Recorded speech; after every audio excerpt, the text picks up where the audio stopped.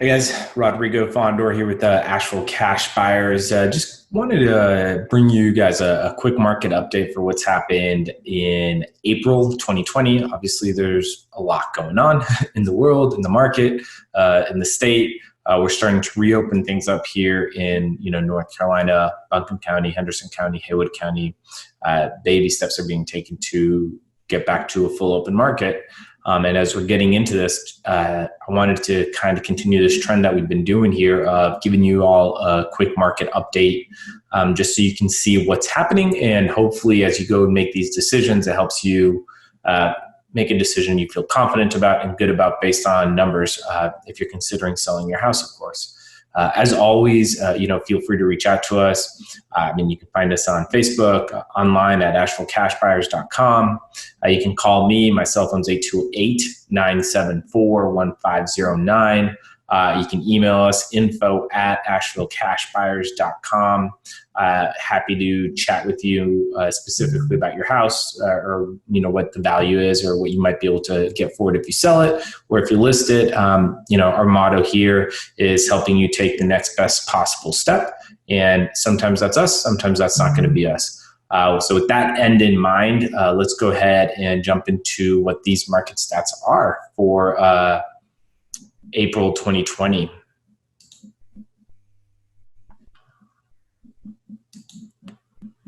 All right, so hopefully you guys can all see my screen now. As you can see, we're going to be talking about April 2020 today.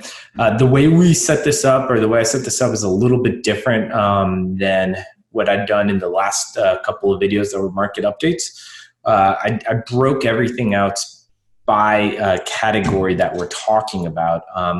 And so as we click through here, again, we're covering City of Asheville, Buncombe County, excluding the City of Asheville, Hendersonville, Henderson County, excluding Hendersonville, and then Haywood County collectively.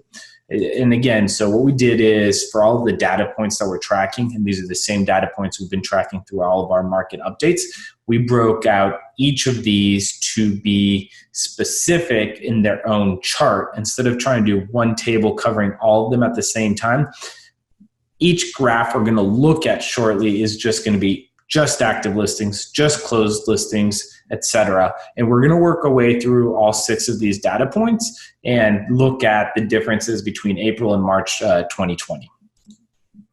All right, so again, April 2020 versus March 2020 table. So here we go. All right, so the first one is the active listings here in the for all of these. So I just have to move my mic over, it's covering my screen. So yeah, if you're looking at the screen here, you'll see that we had pretty much the same active listing count for all of our geographic areas that we're looking at in March and in April. So that means nothing from an listings component has changed too much. The one area we saw a small drop in is in Haywood County. Hendersonville is also a slight county, but if you look at Henderson County, it looks like there's a slight increase. Same thing with City of Asheville, and there's definitely an increase for Buncombe County. So active listings, for the most part, have stayed about the same for all of our geographic areas. The more important thing, or the thing that I'm a little bit more curious about, was this table, is how much or how many listings actually closed. So how many houses actually closed, buyers, sellers came together at the table, and the transaction came together. If you'll see on the chart right away, Buncombe County, City of Asheville, and Henderson County had a pretty, let's call it, significant drop off on closed listings. And then Hendersonville, Haywood County, Hendersonville, like City of Hendersonville, had a slight increase, and Haywood County stayed about the same. So I honestly don't know exactly what that means. We'd have to look into that a little bit more detailed. So if you've got a property that's in any of those and you want to dig into that, reach out to me. We'll have that conversation. But you are seeing that there's more houses that closed in March than in April in general across the board. my belief, I think, is just there's so much momentum in early March and February and January that kind of got all of these things over, across the finish line. And in April, we were in full, COVID coronavirus lockdown or stay-at-home orders, et cetera. And so there's just naturally going to be a drop-off at that point. So where are we? And again, so number of under contracts. So are the properties where terms have been agreed on, but they haven't quite gotten to the closing table. And we're a little bit all over the place.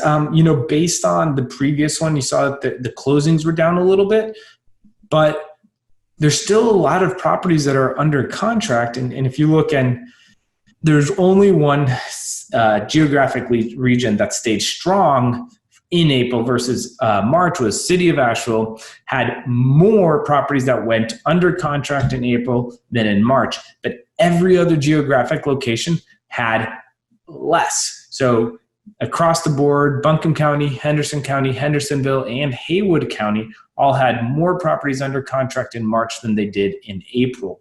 And if you look at that chart, you can see that, it's not like by a little bit, like there's a significant number of the difference between under contract properties in March and under contract properties in April. The exception, again, is City of Asheville. All right, so medium days on market. How long are properties staying on the market before they sell?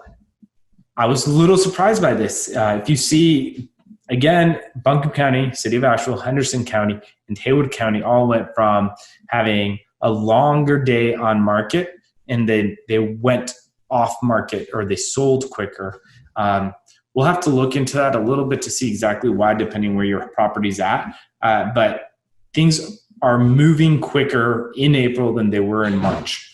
What that is due to, it's a guess. And my guess is that pricing, when things are going on the market, people are pricing it a little bit more aggressively, just recognizing that it's not as strong of a seller's market. Still might be a seller's market. We will see what happens in May, but there's a little bit more of a recognition that you can't just throw something out there at any price and the demand is just going to be there.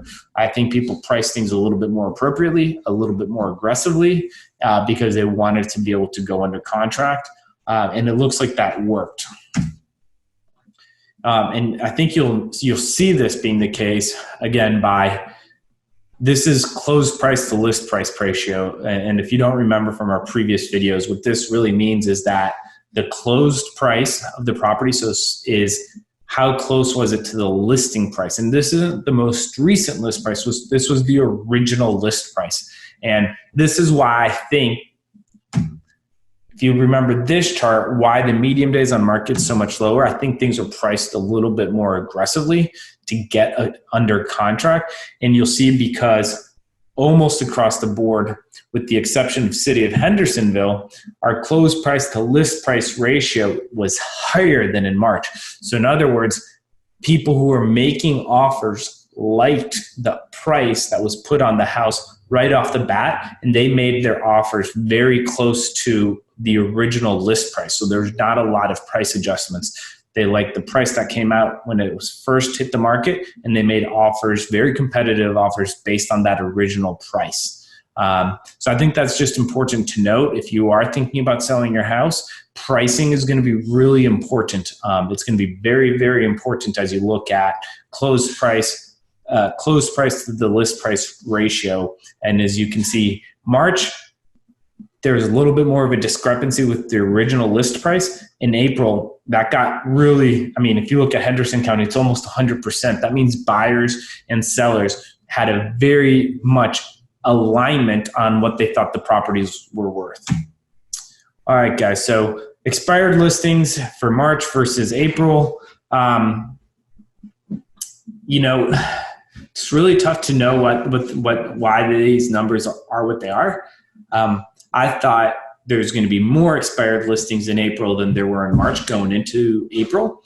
Obviously I was wrong. If you look across the board, there's more expired listings in March, and the expired listing count in April went down.